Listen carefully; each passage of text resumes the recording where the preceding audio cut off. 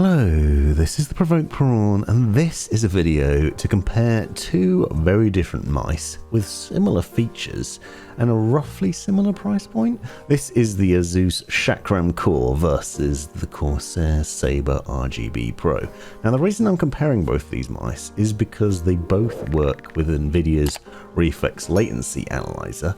They're both roughly the same size in that they're quite large, verging on the larger side, and yet they're vastly different.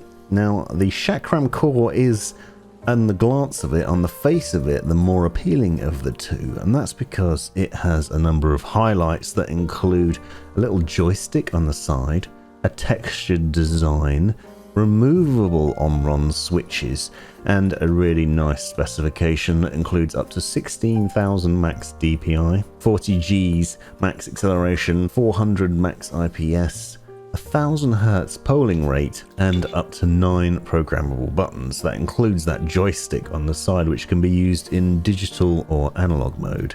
It has a palm or fingertip grip design to it, and it's a wired mouse. This is the more affordable version. There's a wireless one which is more expensive. Now that said, this is also a weight adjustable mouse which weighs in at either 97 grams or 111 grams depending on how you set it up, and therefore it's a bit on the hefty side compared to other lightweight mice out there, and that's where it stands apart from the Corsair, which we'll talk about in a minute.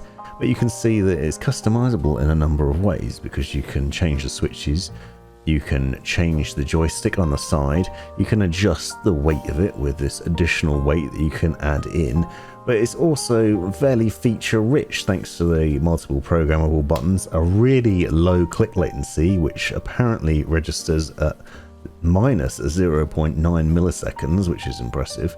It has those Omron switches, and it has a really nice design to it that has a quite angry looking ergonomic shape with a thumb rest on the side, textured grips, nice thumb buttons, and an overall really good vibe to it. I really enjoyed using this mouse, and it was really nice, but for me it was appealing for two reasons. One, that joystick, which you can actually use for movement, so theoretically you can program it so that you can move around the map with one hand, so it replaces the WASD keys, for example, and then shoot with the same hand, which is an alien concept, but perhaps one that you could play around with. It might be used in multiple different ways and quite fancy.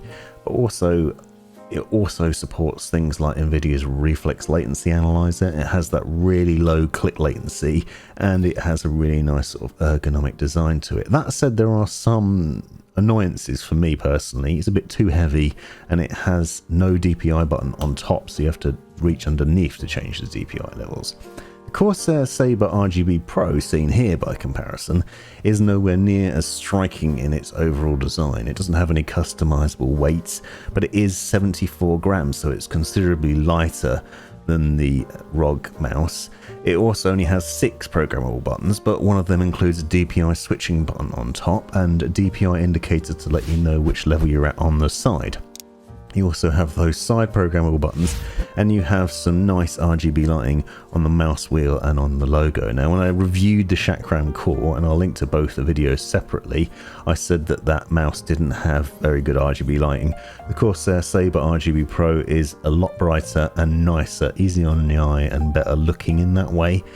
Your personal preference is going to be different to mine. Perhaps you might think that less is more, and perhaps too much RGB lighting is over the top. And this doesn't have loads of it, but the way it glows is a lot nicer. It reflects on the hand and it looks nice. Also, this mouse is cheaper. It's the more affordable of the two, coming in at around £50 or $50 versus about £80 or $80 for the Chakram Core, so it's more affordable, and yet it has 18,000 max DPI, and it also ticks the box in other ways. For example, the Chakram Core has 1000 Hz as its max polling rate.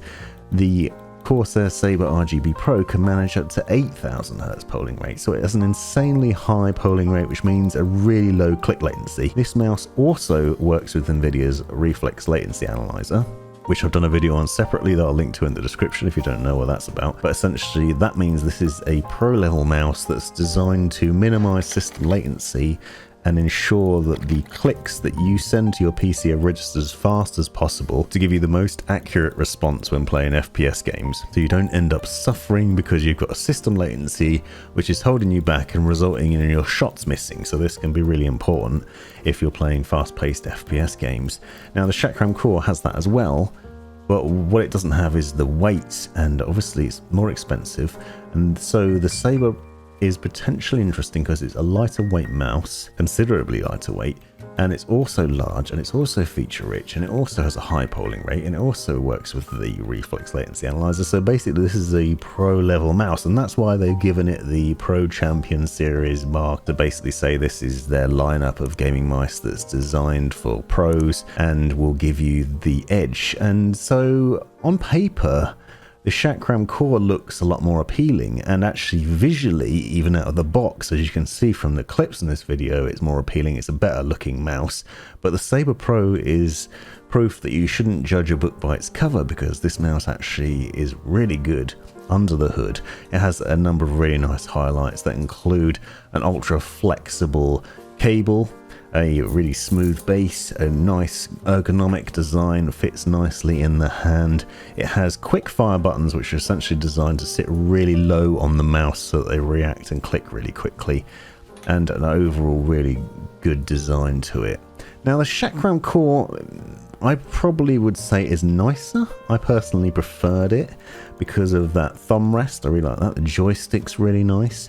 Again, I thought that was a large mouse. It sat nicely in my hand. It had a satisfying setup to it. However, it is heftier and a bit chunkier, so there is that downside.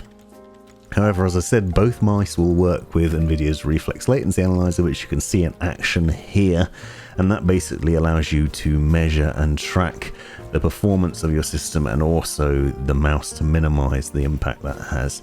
And so they both sort of juggle these interesting features and specifications, and the end result is a really appealing mouse from both companies.